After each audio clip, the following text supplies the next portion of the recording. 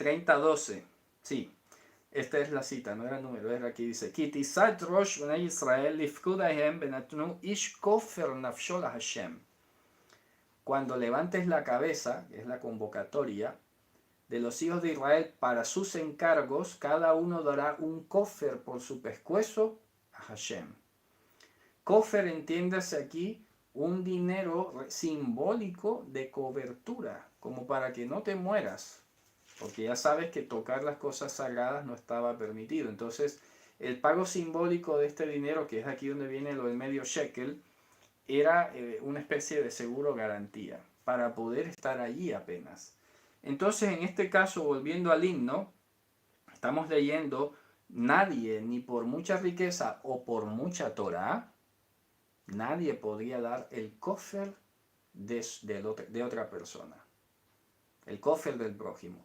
Es allí donde hay un punto de inflexión que tenemos que reafirmar, que por esta mismísima razón Mashiach no podía ser un simple humano, no podía ser parte de esta creación. Hay muchos que se pierden en los razonamientos tratando de hacer que sea un humano como nosotros, y es que no le encuentro sentido. Es que no veo cuál es la insistencia. Se han armado una lógica muy extraña, porque tratan de decir con esto que él tenía que ser humano como para representar a la humanidad, y eso no es cierto. Es que no necesitamos ser representados, necesitamos ser reconciliados. ¿Para qué representados? ¿Acaso hay algo bueno aquí? ¿Me hago entender? Él lo que está haciendo ahí es llevar nuestros pecados, llevar nuestras iniquidades. No necesita ser humano para eso. Y porque no lo sea no quiere decir que no echa bien el trabajo. Yo no sé, este tipo de razonamientos, la verdad, es que nunca he escuchado que lo desarrollen. Simplemente lo dicen como verdades absolutas, y es que no lo piensan. Y resulta que, como bien se mencionó hace poco, es que Mashiach ni siquiera se casó, no tuvo hijos, no padeció enfermedades, no tuvo nada de las cosas que un ser humano convencionalmente padece en función de la naturaleza pecaminosa. Entonces no entiendo cuál es la insistencia de hacerlo humano por eso. Él vino aquí a lo suyo, a sus propias cosas, ¿de acuerdo? Vamos a leer aquí, por ejemplo, efectivamente en Hebreos, capítulo 2, del 13 en adelante, porque dice: también dijo yo, bueno, es que aquí pondré mi confianza en él, no. De aquí veítilo, yo lo esperaré a él de vuelta.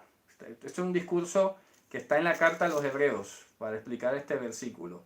Entonces, precisamente esto también está un poco mal traducido el versículo 14, porque suelen venir aquí a decir que él tenía que haber padecido de carne y sangre, pero lo que se tiene que entender allí es que padeció los efectos de lo que la carne y sangre traen contra la verdad.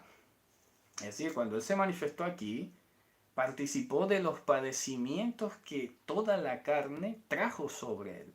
Esto es algo que, repito, para explicarlo aquí, les invito más bien a ver esa parte de la carta a los Hebreos, porque ahí está toda la explicación, o en la deidad de Mashiach también lo expliqué, porque hay que poner de manifiesto cosas del griego que ahora no me voy a detener allí, pero ya está explicado.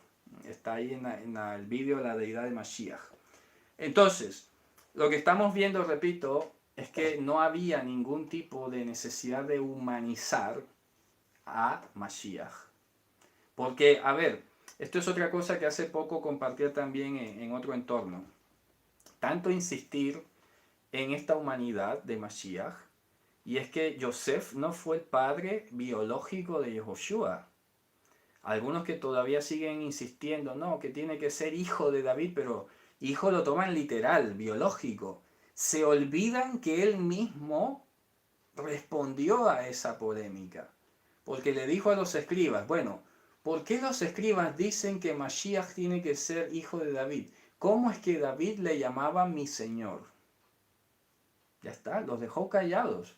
A ver, los grandes escribas de la época del siglo I que hablaban hebreo, que sabían todas las tradiciones y cosas, no le pudieron responder eso.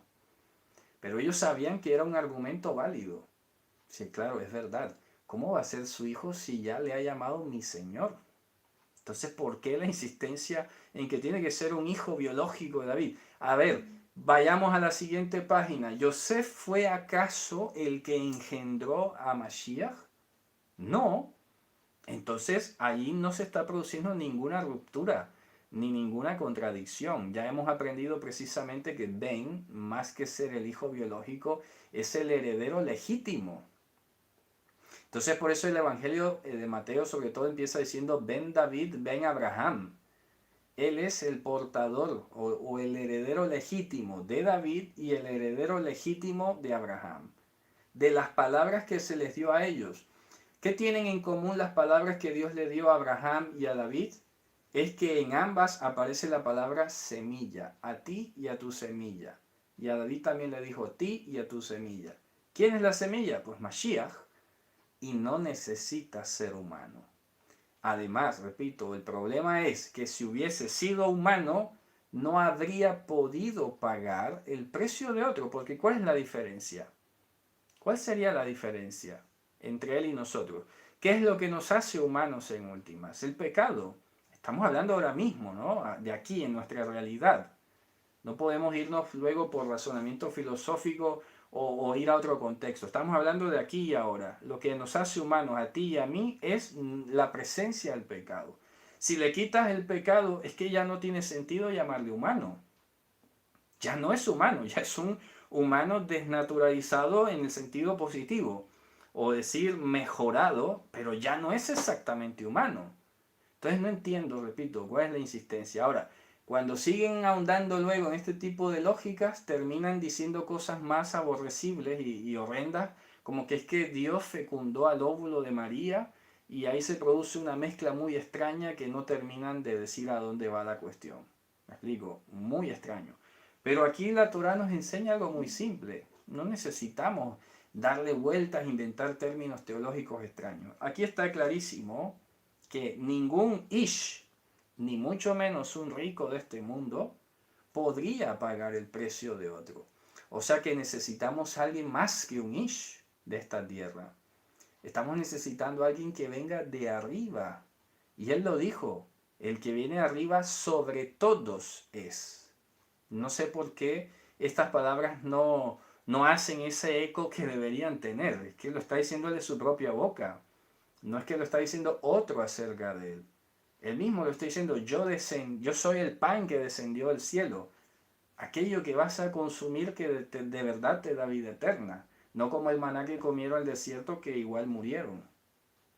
Y hay muchísimos otros versos que podemos seguir sacando para decir, como bien lo dijo Pablo en Corintios, el primer Adán fue polvo de la tierra, fue un pescuezo viviente, un organismo vivo. El postrer Adán, que es el Señor, que es Mashiach, es del cielo, no es de esta creación. Ya está. Debería ser tan sencillo como eso. Pero ya saben, a la gente le gusta irse por las ramas y no concentrarse en lo que es. ¿Qué dice entonces?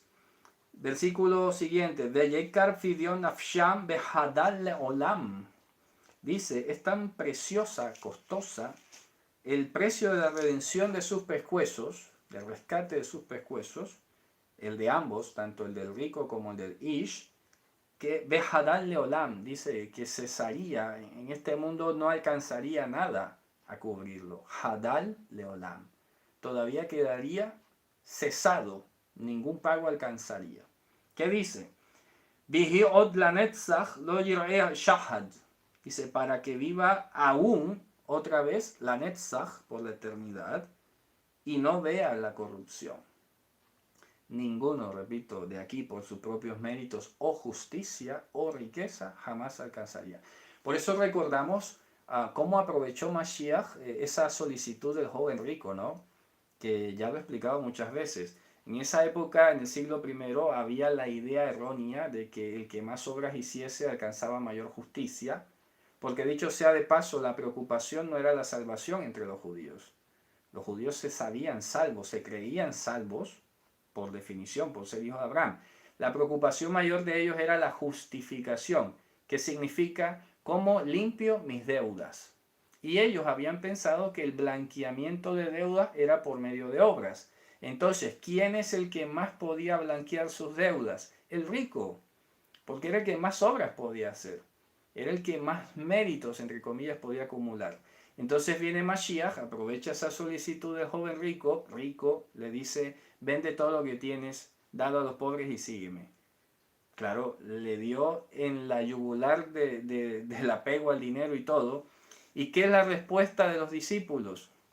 Señor, si esto es así, ¿quién podrá ser salvo? O sea, ¿quién se podrá al final y al cabo entrar a disfrutar de la herencia si es que nunca va a poder acumular mérito para llegar allá? Algún día, qué sé yo, pero pasará muchísimo. Y él le dice lo que es imposible para los hombres. ¿Qué es lo imposible? Justificarse por obras, ganarse la salvación o el disfrute de la salvación por medio de las obras. Aquí les voy diciendo, están necesitando de algo, un plus, de algo que esté más allá.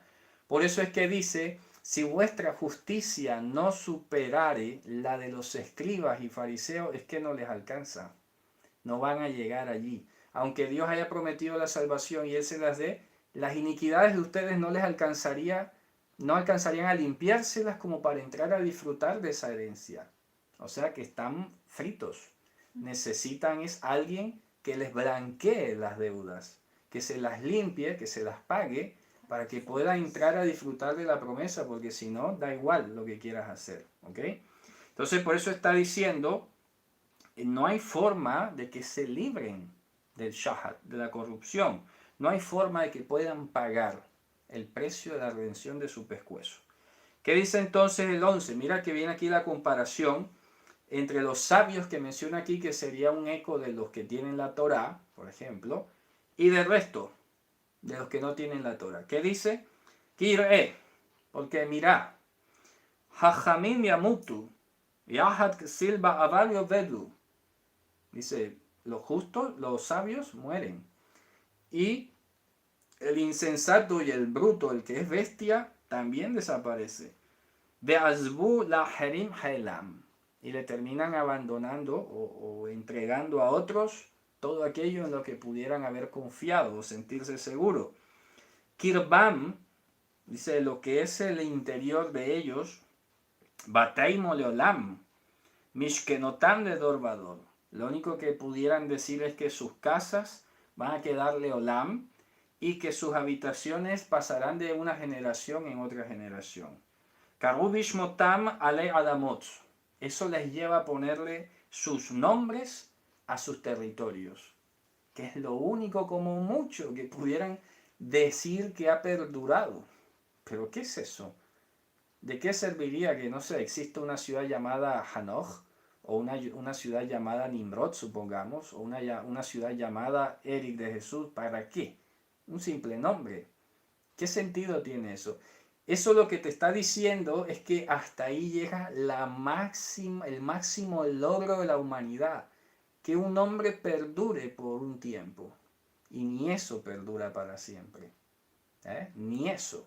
Con el tiempo ya vienen invasiones, terremotos, ruina y todo, desaparecen los nombres. Entonces, lo que Dios está diciendo con todo esto, mira, el versículo 13. De Adam Bikar Bal Yalin, ni Mishal Kabehemot Nidmu, está diciendo el Adam en general, por muy preciado o rico, no podrá pasar la noche. O sea, en otras palabras dice, no podrá amanecer. ¿Qué significa? Esto es una metáfora para referirse a la resurrección. ¿Vale? Voy a ver cómo lo han traducido porque creo que de pronto suena confuso en castellano. Vamos a ver el versículo 13, hemos dicho, ¿no? Dice, a pesar de sus riquezas no perdurarán los mortales, bueno, igual que las bestias que perecen. Tal es el destino de los que confían en sí mismos. Al final, los que se envanecen. Es que no va, no sé, ni por allí. Vamos a ver. Aunque tuvieron tierra su nombre, sus tumbas serán su hogar eterno, su morada por otras generaciones. A pesar de sus riquezas no perduran los mortales. Y bueno, aquí dice no perduran. Que imagínate, no se trata de perdurar. En hebreo sale yalin, que es el verbo pasar la noche. Cuando tú, lan, significa que has pasado la noche y amaneces, evidentemente. Es la palabra que se utiliza cuando aguardas el paso de la noche. Ya hemos hablado en muchas ocasiones que la noche es una metáfora ¿de qué? De la muerte. Entonces cuando dice, el Adán, por muy rico que sea o en su mayor precio, no le alcanza para pasar la noche. Mira qué interesante, ¿no? Es decir, esto no te alcanza ni para pagar el hotel, a que esperes a que pase la resurrección, a que venga la resurrección. Por eso hemos hablado que la muerte es la noche y la luz es la resurrección, la vida eterna. Mira lo que viene a continuación.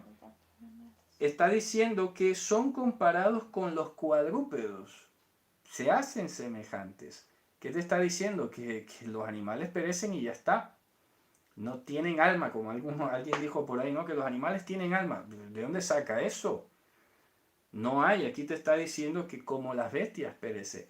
El libro de Eclesiastés lo dice, Motar Adamin Habesma alguien que Akol Hevel, dice, ventaja o excedente del Adán sobre la bestia no hay, porque ambos son corruptibles. Entonces yo no sé, estos delirios de inmortalidad que tienen algunos todavía tratando de, no sé, es como un delirio, ¿no? Yo le llamo nostalgia o romanticismo de no querer aceptar que te mueres y punto. No sé cuál es el tema de seguir perneando por allí o bogando, ni saben a dónde van ni siquiera, pero siguen tratando de decir que es que Dios se equivocó, porque él dijo que morirás, como que no quiso decir eso, sinceramente. No sé qué piensan. Aquí lo está diciendo clarísimo. Un Adán, por muy apreciado, sea por sabiduría o sea por riqueza que sea, no le alcanza para pasar la noche. ¿Ya? Se parece o es comparado como los cuadrúpedos, se hace semejante. No tiene ningún tipo de ventaja, no tiene nada que hacer. Una vez llegue la noche, mira, ahí se queda. No le da para amanecer. ¿Qué dice?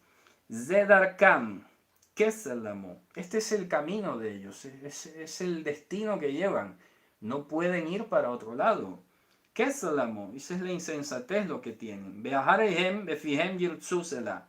Y los que vienen después de ellos se complacen en las palabras de ellos, de continuo. No hay forma que cambien. Es impresionante. Estamos como predeterminados y precondicionados humanamente a eso, ¿no? Es impresionante. ¿Qué dice a continuación el 15? Katzon lishol shatu mavet yirem yiroduvam yesharim la boker. Aquí donde está la ilustración. ¿Qué dice? Como un rebaño son puestos para el Sheol, la muerte los pastoreará. Pero ¿qué dice? Los rectos gobernarán en ellos por la mañana. ¿Te das cuenta que es una metáfora, no? La mañana es la resurrección. Los que son rectos aquí son aquellos a los que Dios ha justificado.